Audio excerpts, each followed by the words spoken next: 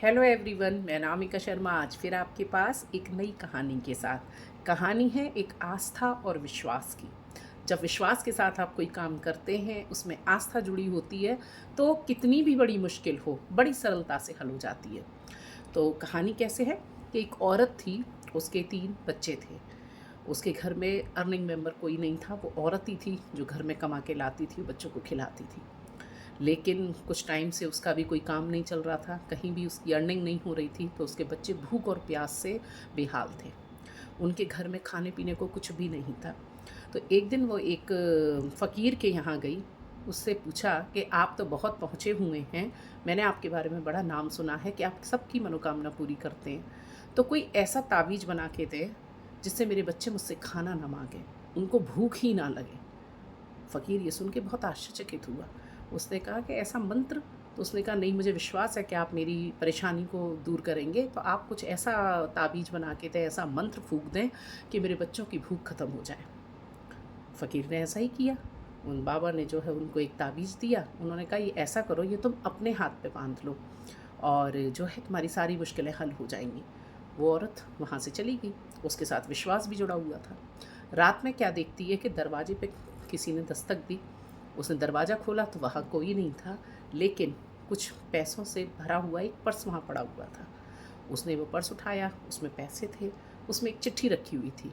चिट्ठी में लिखा था कि ये पैसे तुम्हारे हैं, इनसे तुम कुछ रोज़गार करो, कुछ व्यापार करो और अपनी अर्निंग को बढ़ाओ, और मुझे विश्वास है कि तुम ये कर पाओगी, और फिर अपने बच्चों की और अपना पालन पोषण आराम से करो। उस औरत ने बाबा का चमत्कार समझा।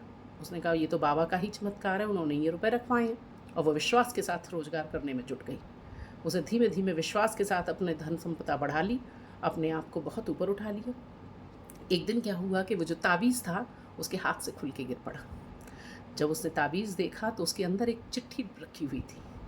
चिट्ठी थी, उसमें फ़कीर बाबा ने लिखा हुआ था कि भूख को मारने का कोई भी मंत्र नहीं होता। भूख सिर्फ़ खाने से ही, भोजन से ही मिटती है, और भोजन कमाना ही पड़ता है। तो जब तक आप हाथ पैर नहीं चलाएँगे, तब तक कोई भी ऐसा मंत्र नहीं है जो आपकी भूख को शांत कर पाए।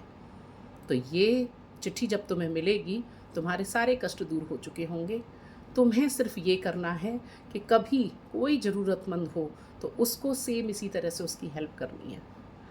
यही तुम्हारी सबसे बड़ी जो है दया भाव रहेगा कि तुम जैसे अपनी स्थिति से ऊपर आए हो, वैसे दूसरे की मदद करो।